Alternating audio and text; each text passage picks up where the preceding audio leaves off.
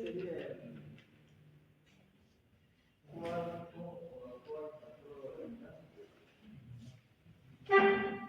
La confesión. Confesión hay que entender como sinónimo de aceptar, ¿verdad? Si confiesa quiere decir que acepta.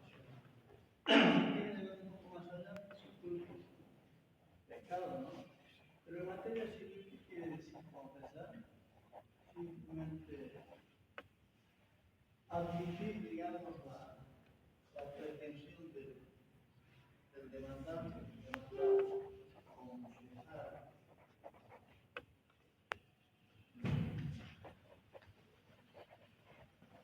Pero a diferencia de los delitos, por ejemplo, acompañando las partes, son pruebas que no las han producido porque tienen sus documentos que se llaman de tratativo preconstituido.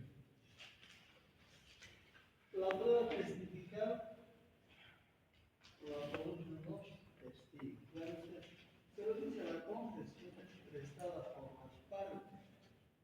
O sea, quienes confiesan en el proceso son el demandante y el demandante. No son personas ajenas. Por eso dice por ahí, y en un lado dice, la prueba de confesión tiene que ser producida por las partes. Las otras pruebas no. Peritaje, por ejemplo. ¿Quién hace el peritaje? Perito.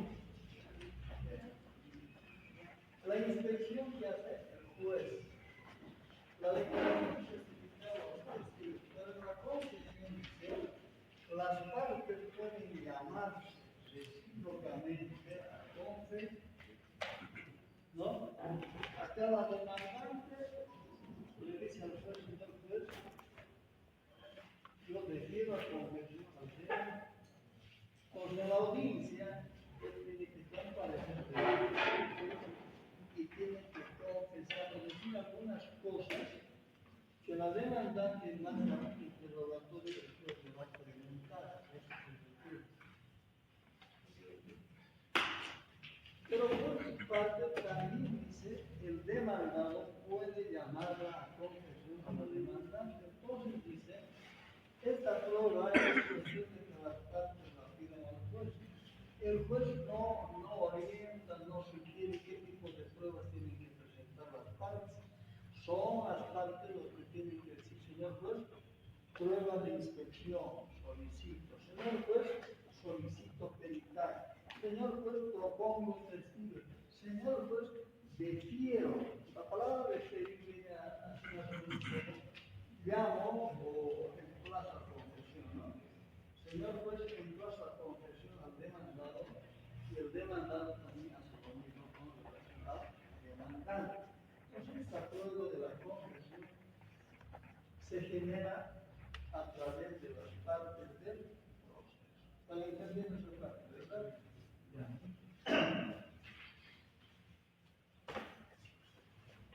Quedamos en ese artículo dice confesión de personas colectivas. Vayamos cambiando un poco el lenguaje y hablamos de personas jurídicas. Dicen personas colectivas, ¿no? Porque dicen que las personas naturales también somos jurídicas, claro, somos creación de la ley. Por eso dicen que ahora hay que llamar personas colectivas a las personas que nosotros habitualmente llamamos jurídicas, ¿no? Pueden ser personas de derecho público o personas de derecho privado, ¿no? En personas de derecho público, por ejemplo, tenemos el ejemplo más claro la universidad, ¿no? Entonces, si hubiera alguna demanda contra la universidad, ¿quién va a confesar? O digo, ¿quién va a prestar la confesión? Será su rector, es el representante. Claro que en este caso no confiesa en su propia culpa, no sus propios hechos, sino en representación de la universidad.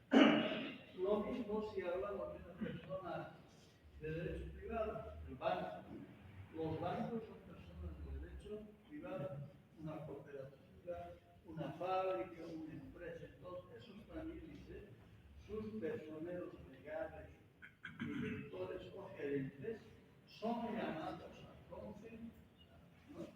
Pero ya les decía con la diferencia de que estos no confiesan su propia culpa o no defienden sus propios derechos, simplemente lo hacen en representación de la institución, ¿no? A la que representan.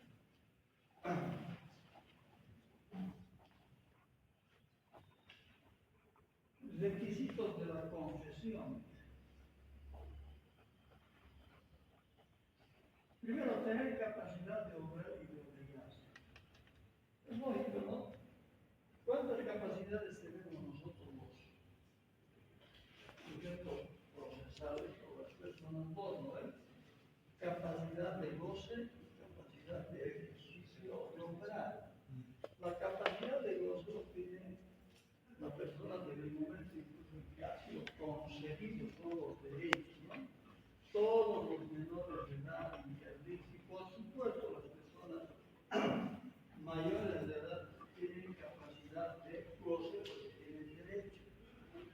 En cambio, la capacidad de obrar o de ejercicio significa que tienen que ser necesariamente personas mayores de edad para asumir defensa por sus propios intereses o derechos. Entonces, se supone que en una demanda, el que comparece, ya sea como demandante o demandado, es persona capaz o no, mayor de 18 años. Entonces, tiene capacidad de obrar y de obligarse, ¿verdad? ¿Qué significaría capacidad de obligarse? Por supuesto que en una transacción, digamos, en una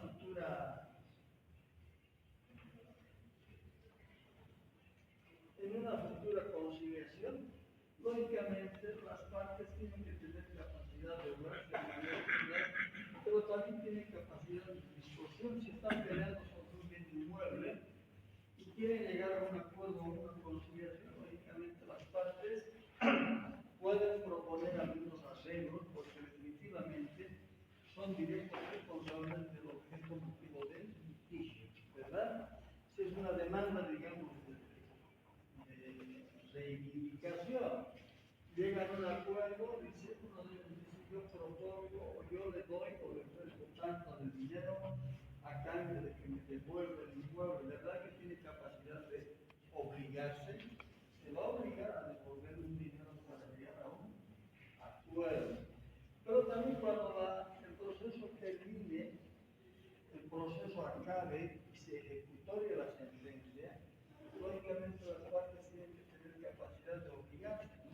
Ejemplo, en un desalojo.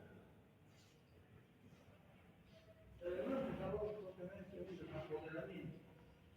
Ha habido una reivindicación, una señora que entró a cuidar la casa porque las dueñas son muy solidarias, el comisionado de la señora tenía sus pequeños rendimientos, consigues una casa, quédate acá y cuida. Claro, la señora se quedó buenos años, pero ya alguien le dijo que usted queda como dueño de la casa porque no le dio justificación. O sea, ya se alejó la señora, ¿no? Inicia la justificación por la orientación del abogado. Pero le fue mal y al final ha terminado el proceso y se la tiene que sacar aquí. Se la tiene que sacar a la señora que no quería devolver, es más, quería quedarse con el derecho propietario de su protección, ¿no? Se le ha dado 30 días, se le cumple en julio, ve el 5 de julio. Si no quiere salir, ¿qué va a pasar? ¿Será que ella va a plantarse en su posición y decir, no, no voy a salir? Hay una sentencia ejecutorial con calidad de cosa juzgada e interviene incluso la autoridad policial. Entonces dice, pues, le ha dado usted, pues, 30 días para que desocupe, pero se niega a desocupar, entonces se pide lanza, ¿verdad? Pues se la tiene que dejar a la fuerza, con la ayuda de la fuerza, pero hablando de obligarse, significa que si ella ha tenido, digamos, asumido la postura de defender y querer quedarse con la casa, ha perdido, lógicamente, se obliga a devolver. A eso se refiere. Entonces dice, las personas tienen que tener capacidad de obrar y de obligarse a poder de distorsiones. Bueno, cuando uno confiesa, demandante o demandado, no se vayan a perder. La confesión es solo de los sujetos procesables, demandante o demandado. Tiene que recaer la confesión sobre hechos que produzcan consecuencias jurídicas adversas al confesante. ¿Qué quiere decir eso? Que produzcan consecuencias jurídicas sobre hechos que produzcan consecuencias jurídicas. ¿Será que el confesante puede decir ese día que recibí la plata estaba lloviendo, estaba haciendo mal tiempo? Esa confesión no sirve, ¿verdad? Es irrelevante. Sobre hechos relevantes, sí, yo ese día recibí el dinero, eso es confesión, pero no es confesión decir ese día que recibí el dinero yo estaba enfermo, o no me acuerdo, eso no es confesión, ¿verdad? Entonces, la confesión tiene que recaer sobre hechos que produzcan consecuencias jurídicas. Si confiesa que ha recibido dinero, ¿cuál será la consecuencia jurídica? A eso se refiere. Por supuesto, dice la confesión, siempre va a producir efectos adversos al confesante, ¿no? Cuando uno confiesa un pecado, únicamente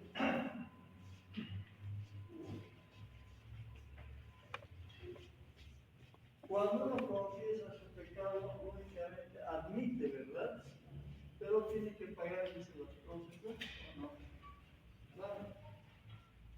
Se ha cometido algún error, algún delito, lógicamente paga las condenas, pero también paga el daño civil. A eso se refiere, ¿verdad? Se llaman los efectos adversos al confesante. Ser libre, expreso y consciente. Claro. El confesante tiene que ir sin ningún tipo de presión a confesar, ¿no? Si alguien lo amenazara y le dijera, tienes que decir la verdad, o tienes que decir esto, ¿esa confesión valdrá? No. No, porque se le estaría acusando su voluntad, porque el consentimiento prestado de su violencia, dolor o dolo, dice, es un consentimiento nulo. Por eso dice la confesión tiene que ser libre, sin presión de ninguna naturaleza, expresa y consciente. Donde expreso, ¿qué significa? Claro, ¿verdad? Preciso. Sí, yo he recibido $5,000 consciente tiene que asumir sus actos, ¿verdad? ¿Se podrá que se le va a llamar a confesión a un menor de edad? No. Difícil que se llame a confesión a un menor de edad, porque el proceso tiene que ser representado por quién. Hay una pregunta y no sé, hay una señorita que está reclamando. ¿Cómo se llama la representación? ¿O qué es la representación de pleno derecho? Los padres representan a los hijos menores. De pleno derecho. Es el imperio de la ley que impone que los padres o los menores tienen que ser representados sin ningún tipo de mandato. ¿Qué es el mandato? El poder. Y la otra pregunta era, ¿cuál es la representación sin mandato? ¿O cómo es la representación sin mandato? Que no hay poder, ¿verdad? Porque normalmente para asumir una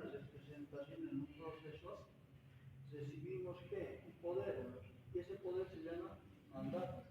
Hemos explicado en el tema que avanzamos, ¿verdad?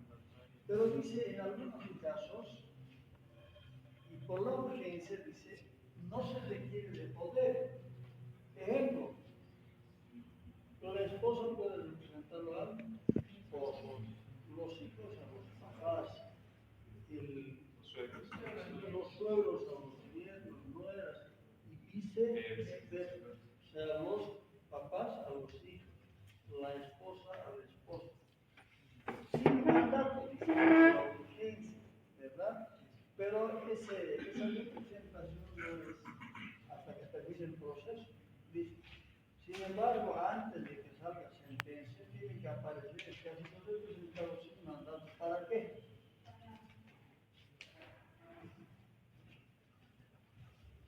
Para dar por bien hecho esa representación. Si digamos, hoy no estás confundiendo del recinto, con un uniforme de caso.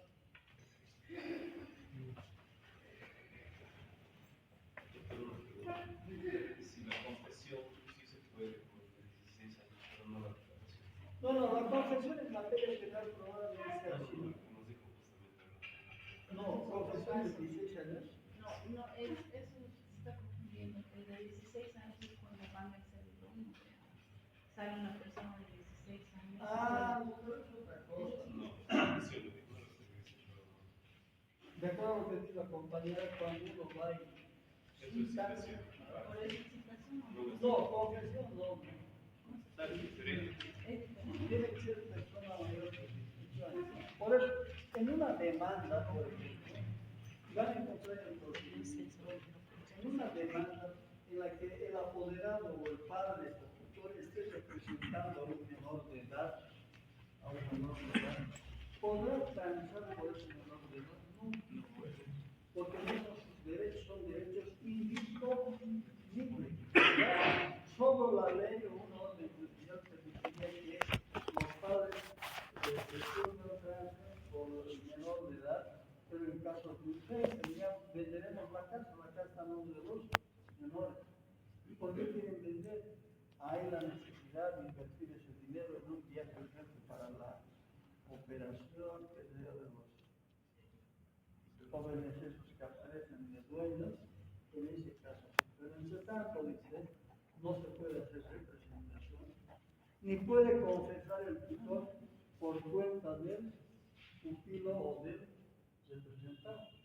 Doctor, en caso de pandemia, los padres estaban casados en terapia, los padres tenían casa. Los hijos eran menores, han intentado, ¿qué hacen? ¿Quieren vender? No vendieron. ¿Lo vendieron? No lo vendieron porque eran menores. Claro. No es posible vender, ¿no? ¿Qué necesitaba en ese caso cuando murieron o si murieron los padres? No muerto. No, pero imaginémonos menores de edad, los padres mueren y ahí vienen. Para disponer de esos bienes, ¿qué tenían que hacer los menores? Ser declarados herederos. Lógicamente, alguien tenía que planificar su situación de herederos. Esos menores de edad aparecían siendo herederos de esos bienes, pero podían vender esos bienes estando en esa condición de menores de edad tampoco, hasta los 18 años, ¿no? Por eso que a veces uno dice, va a comprar esta casa y no habla nombre de mi hijo menor, pero de repente hay necesidad de disponer de ese inmueble, pero ya está el nombre de ese menor. Así el dinero haya sido del padre, ¿verdad? Entonces, a veces uno, llevado por su sentimiento de padre, amor filial y todo eso, toma esas decisiones, ¿no? Para mi hijo, para mi nieto. Aquí está el artículo 168. ¿Qué dice? Donde dice la presidencia, una persona mayor de 16 años podrá ser propuesta como testigo. En este caso, Como testigo. testigo. No, por eso, no olvides. La confesión y la confesión entre dos. Demandado. No es confesión, igual a Tiene que testigo. tener capacidad de obrar. Demandar.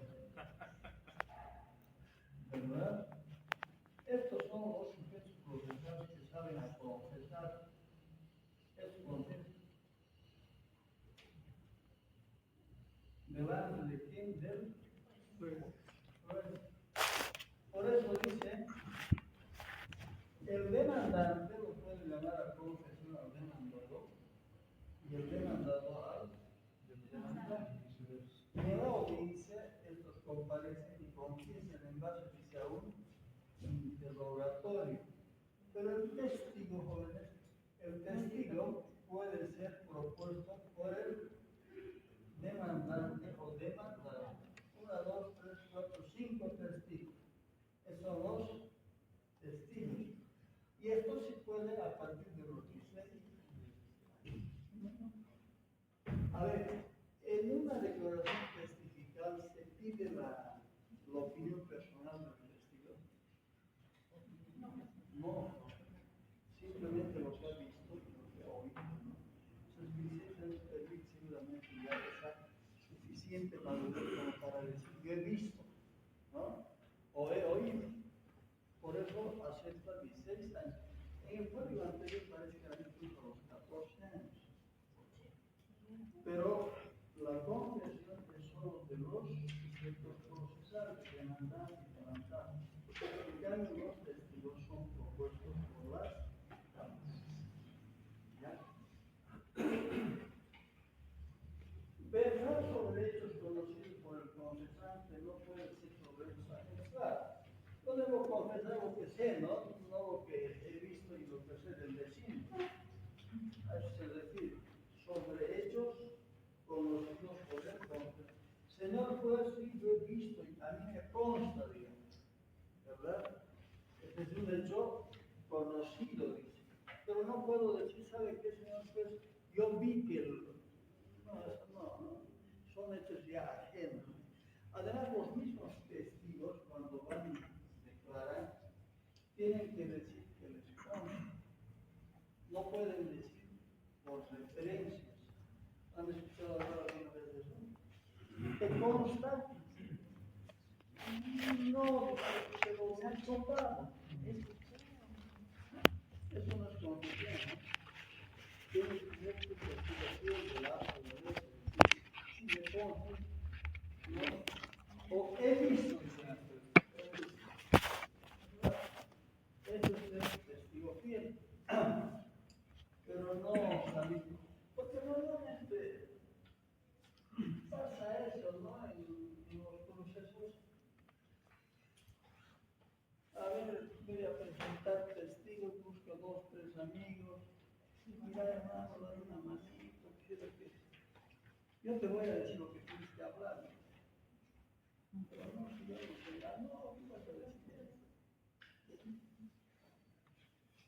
Y termina poniéndose una situación incómoda delante del juez. Porque el juez le está interrogando, le va preguntando. Lógicamente el juez tiene la experiencia y la capacidad para poder investigar incluso. Y psicológicamente no se da cuenta, ¿no? Claro. Si le dice, haga la señal de la cruz o lo que sea, va a decir solo la verdad y nada más que la verdad. Y hay este riesgo de que si usted da un mal testimonio, un falso juramento, entonces se lo puede remitir, dice, al ministerio. En ese momento ya desaparece todo aquello que supuestamente había armado para declarar como testigo falso.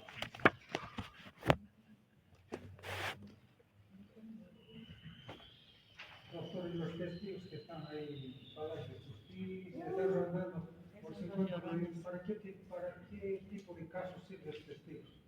A ver, ¿en qué caso podría usted presentar esos testigos? Sí, hay disponibles, no sé. Se le instruye unos En minutos. materia de divorcio, antes se presentaban testigos. Antes ahora ya no. ¿Qué es lo que hay que decir? Facilito, dice. Esto no funciona. No funciona el proyecto de vida. Chao, matrimonio. Es fácil. Antes no. Habían 4 causales. Infidelidad. Sedicias, malos tratos, entonces. Y tenía que demostrar, ¿no? Entonces, el testigo iba y decía, sí, no, yo lo he visto que la levantaba a patadas y no lo dejaba. Jugaba fútbol. Esa es una causal, digamos, el testigo, ¿no? En la investigación de patrones como no había el examen de ADN, era nomás ojo de cubierta, ¿no? El juez lo miraba, porque así en algún momento en alguna audiencia lo hacía comparecer a la madre, al padre, al que tenía que reconocer y a mí. Más o menos checaba y decía, sí, parece. Se negaban. Se lo achacaba, ¿verdad? Pero hoy en día la cosa es mucho más expedita, ¿no? Porque antes, para qué se hacía la declaración de paternidad, era precisamente para asignarle una asistencia familiar. Era todo un calvario para esa pobre mujer que peregrinaba en los juzgados para que a ese hijo lo reconozca y tenga una asistencia familiar. Hoy en día ya no es así, ¿verdad? Solo es por indicación, doctor.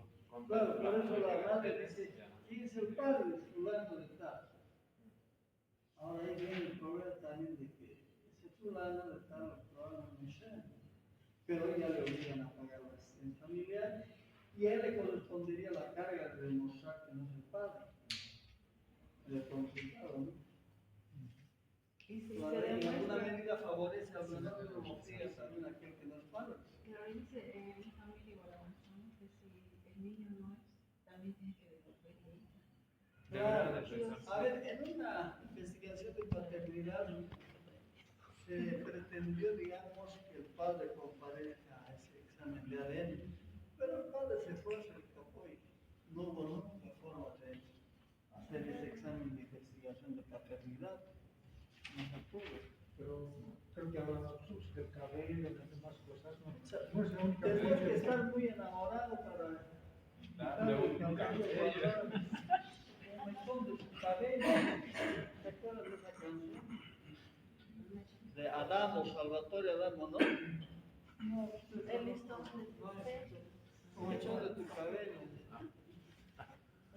Quitarle algunos felices y guardar en una caja. Uy, eso ya es raro. Pero O si está muerto, lo tendría que exhumar. Entonces hay casos que a todos los hijos cuando ya tienen familia, inclusive estás descubriendo que no era el padre.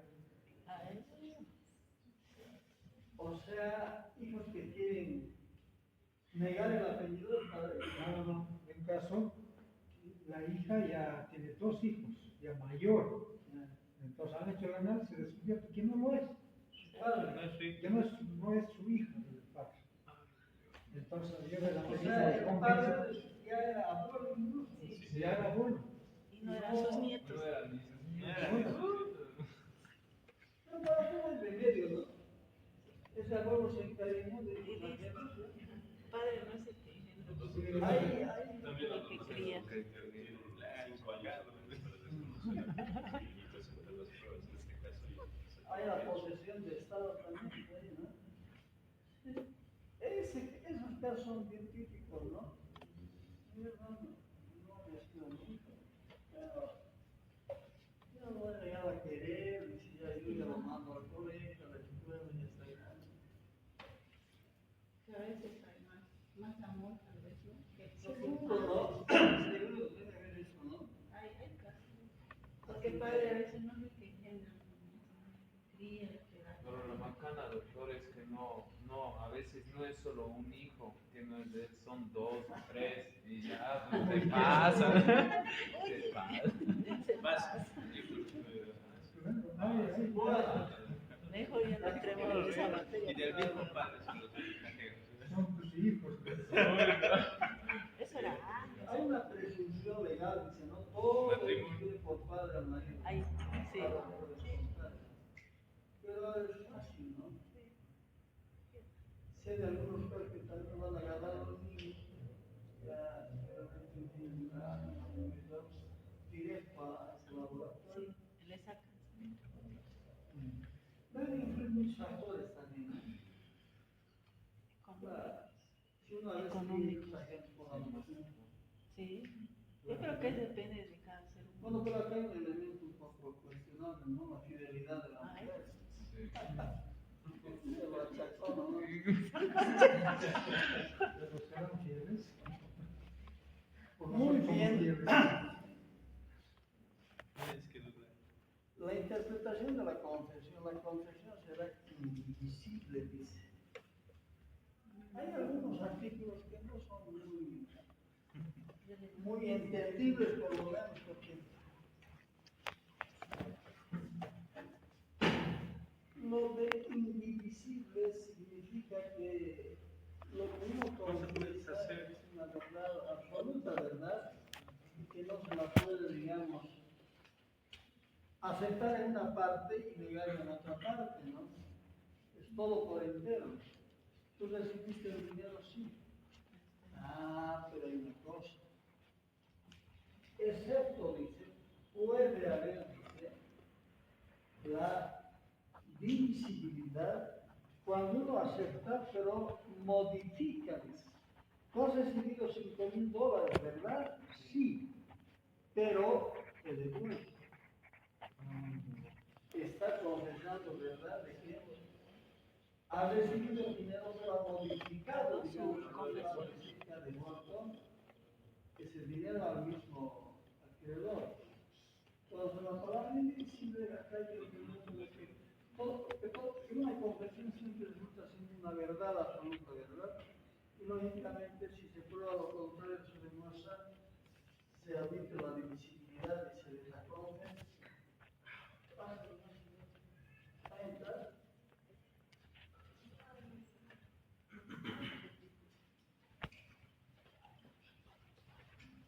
Doctor, en esos casos, recibiste el dinero, sí, es devuelto. Y otro dice, no me ha devuelto, hay problemas también por eso. Tiene que ver Claro, claro.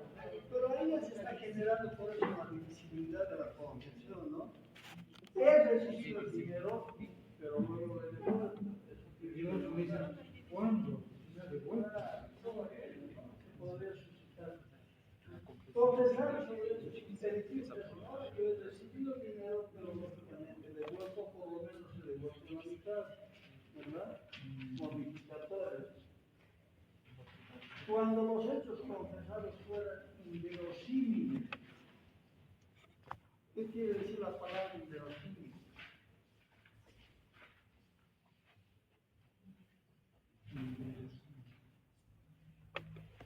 Inverosímil.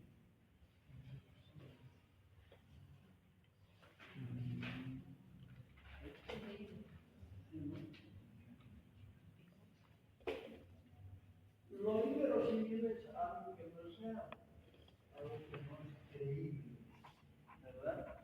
A ver, que diga, yo he recibido el dinero, ¿no? Pero de repente estábamos con la ventana abierta, vino una corriente de ellos y se llevó todos los billetes por la ventana. ¿Será posible creer en aquello? No. No. A esto se refiere hechos inverosímiles, algo que no caben, digamos, en la lógica, ¿verdad? A eso se refiere. Doctor, sé que nos es una situación de provincia, una monjita, enferma de salud, una persona años han trabajado, los familiares mandaron $20,000 para su operación, para todo. Sí, he recibido del banco, pero me han atracado los ladrones. Es algo impresionante. Claro, ahí también, ¿no? Aunque eso de la plata ya no es tan inverosímil. Hace poco una señora salió del banco un bolso de dinero. La atracaron, ¿no? Como supieran, pero como enseñaron. Sí. Por eso hoy en día, cualquier transacción hay que hacerlo además vía, ¿cómo hacen? Sí. Por cuenta, ¿cómo se hace? Transferencias. Pero llevar la plata en una mochila ya.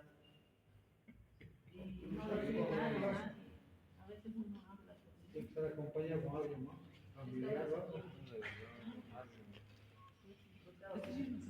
Hablando de dólares, ahora es algo inverosímil también porque Porque no hay. Bajo los controles. uno va a cambiar $1,000, digo $100. Antes el intercambista me miraba por todos lados, ¿no? Tiene manchitas, un poco rojo, te da dinero. Hoy en día no. Quiero saber cuánto te dice. Ese rato cuentan sin mirar. Porque hay dólares de ediciones pasadas. le están recibiendo, no hay problema. Hay unas famosas tiendas, no, oficinas de libre cambio ahí en Esteban Arce. Sí, sí, sí. No, no es Esteban Arce, Lo de la plaza. de la famosa Amanda. Ah, no sé. ¿No ves? Ahí en el pasaje del café también de la catedral. ¿Sabes que de ese buen negocio de vender dólares, de comprar dólares? ¿No? Se mueve demasiado rápido el negocio. Bueno, no es bueno guardar entonces dinero en bolivianos, en dólares. ¿No? Euros también. Euros, doctor, Pero está los bien. euros deben estar igual de caros. Claro. Los que mandan. El peso chileno está el peso el dólar también. Vos estamos hablando de dinero normal. Caso inverosímil. Son inverosímiles, son sueños de verdad. Antes era fácil tener dinero en dólares, pagaban en dólares. ¿No? Los Los envíos. abogados decíamos tanto, y en dólares. Sí. No se envían en dólares. Es más bien a mi cliente.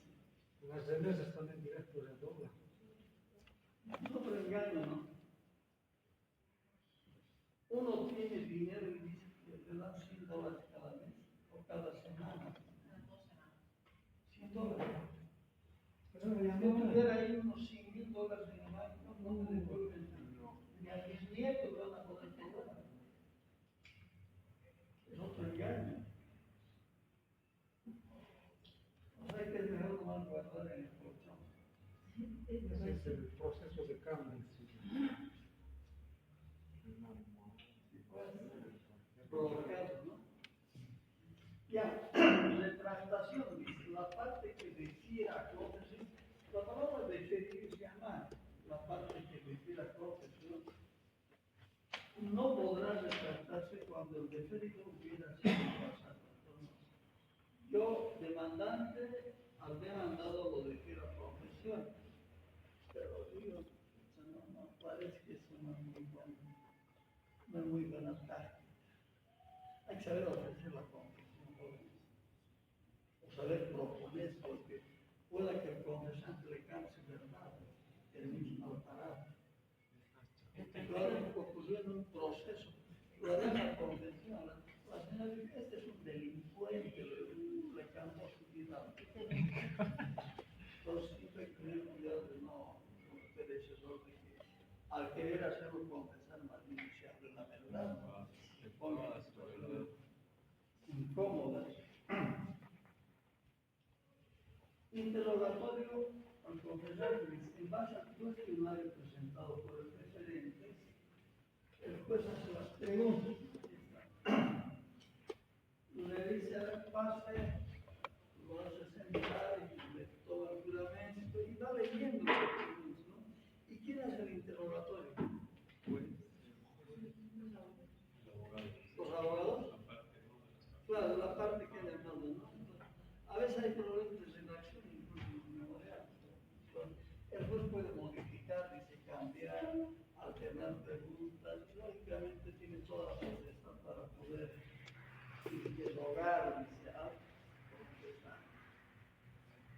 Concluido el interrogatorio, los abogados de las partes pueden solicitar aclaración. ¿No?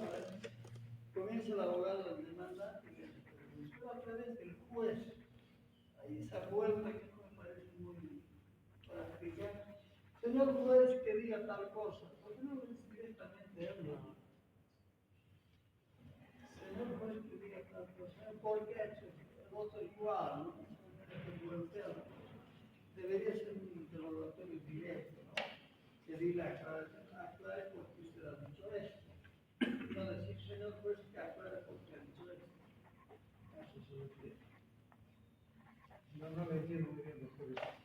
¿Cómo es interrogatorio? No le entiendo bien. Concluido el interrogatorio, ¿quién es el que va a ser interrogado? El confesante, ¿no? ¿O no?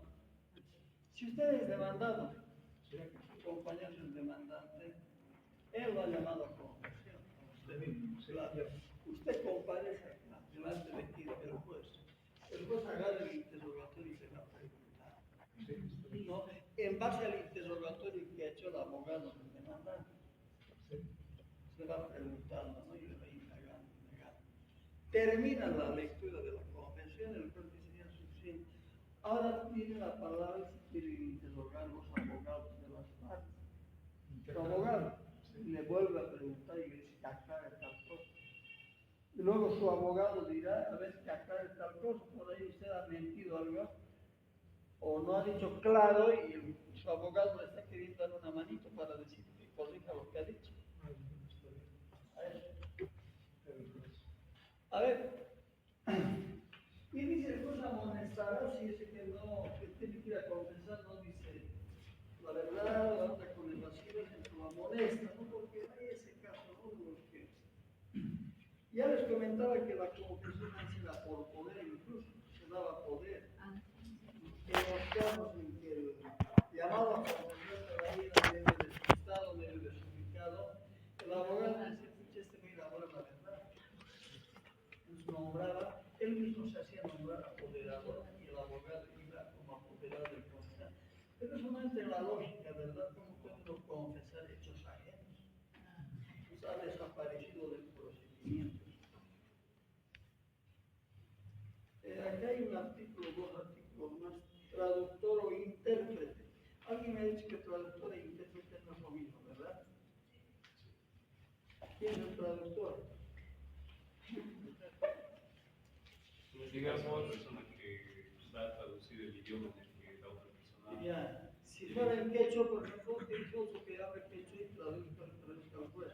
Y el intérprete sería el que habla, digamos, el idioma, no habla, sino que maneja el idioma de los sordomudos, ¿no? Doctor, ¿puede haber igual casos en los que los intérpretes, los traductores o también los intérpretes pueden, o sea, decir otras cosas, ¿no? Al interpretar hay que también tener conocimiento acerca de eso. Oye, ¿tú vieron ustedes esa película La vida es bella? Sí. ¿Vieron? ¿Cómo le ¿Qué interpreta? pasó con el papá del niño? Le interpretaba otras cosas Ha interpretado todo lo que él ha querido que el niño escuche, ¿no? que no puede. Como se ofreció para interpretar el alemán, digo que sabe hablar alemán. El otro levantó y al chiquito le dijo que estaban en un campeonato, en un juego, y que tenían que ganar Sí o sí. puntos, ¿no? Y ahí le fue contando cosas. ¿No? Para que no se. Pero el guión estuvo muy bien hecho, ha ganado un Oscar, ¿verdad? A la mejor película o al mejor actor. También. Doctor, interpretación hay también para sordos, mudos, con señas, también tiene que conocer. Claro, pues a ver, si el testigo es mudo, pero ha visto, puede ir de testigo, ¿no? Claro. Pero entonces el juez le preguntará, y ahí está el intérprete, ¿no? El intérprete consciente dará a entender lo que le está preguntando el testigo, el juez. Y lo que contesta era lo mismo otra vez para que el juez. Ahora él dice, ahí le Puede haber una puede cambiar, dice, ¿no? respuesta. Pero intérpretes no son así, cualquiera nuestro que sepa interpreta, porque tiene Tiene que ser certificaciones. una persona lógicamente certificada. No puede ser cualquiera, ¿no? Ni un traductor es cualquiera. No es. Pero genera duda lo que dice aquí el compañero. Por eso, ¿en qué se llama los jueces cívicos? No sé si En hablarán el los altiplano Aymara. de la Alemana. Entonces, normalmente cuando el juez habla quechua no necesita intérprete, ¿no? Le puede decir al testigo en quechua, ¿no? Habla el testigo y lógicamente el juez entiende. Ahora el abogado entenderá, el otro abogado entenderá, medio complicado. Tiene que Pero lo estudiar por importante es que entienda el juez, ¿no? Por eso es necesario de hablar quechua, ¿no? En algunos casos. Y ustedes que van a ser abogados, quizá tengan algún cliente que hable quechua y se conocer. Por ahí hay un buen cliente y ustedes por no saber quechua van a perder.